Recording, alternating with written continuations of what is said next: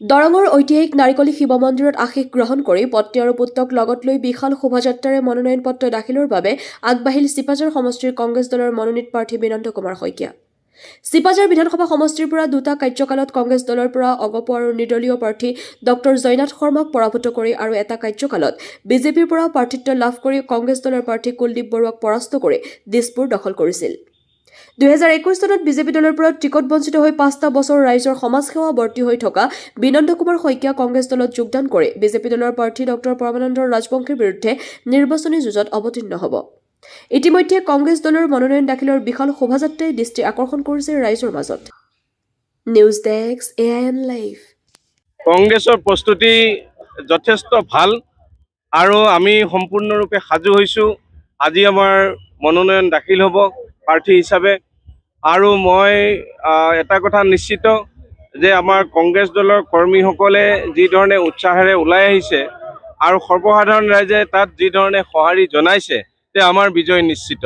এইটো কথা আমি আজি অনুধাৱন কৰিব পাৰিছোঁ। আপোনালোকে দেখিছে চাৰিওফালে আজি কেনেকুৱা এটা পৰিৱেশ আৰু যি ভ্ৰষ্টাচাৰ ভাৰতীয় জনতা পাৰ্টী চৰকাৰৰ যি ভয় ভাবুকি যি অত্যাচাৰ এইবিলাকৰ পৰা মুক্ত হ'বৰ কাৰণে এইবিলাকৰ পৰা মুক্তি পাবৰ কাৰণে জনসাধাৰণ জাগ্ৰত হৈছে আৰু জনসাধাৰণ জাগ্ৰত হোৱাই নহয় সেই জাগ্ৰত জনসাধাৰণে তেওঁলোকৰ মনৰ ইচ্ছাখিনি ভোটলৈ পৰিৱৰ্তন কৰি আমাৰ বিজয় নিশ্চিত কৰিব।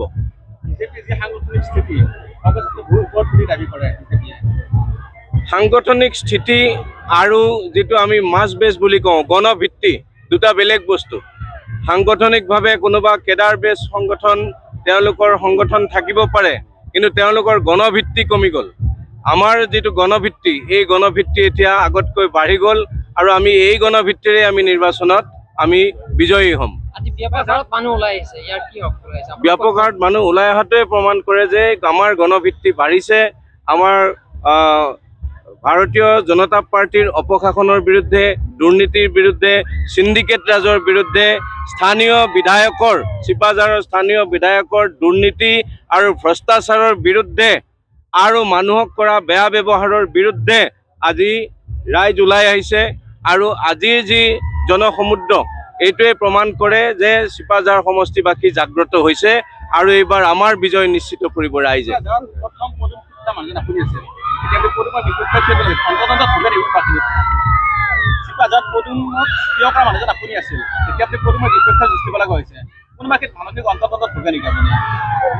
মানসিক অন্তৰ্দ্বন্দ্ব এটা সময়লৈকে আছিল, কিন্তু যেতিয়া আমি মন বান্ধি ল'লোঁ মানসিক অন্তৰ্দ্বন্দ্ব তেতিয়ালৈকে আছিল যেতিয়ালৈকে মই দলটোত আছিলোঁ, যে মই কি কৰিম কি নকৰিম আৰু দলটোৰ যিবিলাক দুষ্কাৰ্য দেখিলোঁ, দলটোৰ যিবিলাক নীতিৰ পৰা বিচ্যুত হোৱা দেখিলোঁ, দলটোৰ আদৰ্শৰ পৰা বিচ্যুত হোৱা দেখিলোঁ, তেতিয়া সেই সময়ত অন্তৰ্দ্বন্দ্ব মনত আছিল।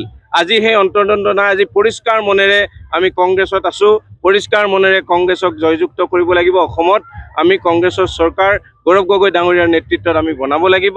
সেই পণ লৈ আগবাঢ়িছোঁ। ৰাইজৰ যি জনসমৰ্থন এই সমৰ্থনে আমাক দুগুণ উৎসাহ দিছে আৰু আমি নিশ্চয় বিজয়ৰ পথত আগবাঢ়ি যাব পাৰিম। বিজেপি প্ৰাৰ্থী পৰমানন্দ ৰাজবংশী আজি 20,000 সমৰ্থকক লগত লৈ মনোনয়ন পত্ৰ দাখিল কৰিব যাব।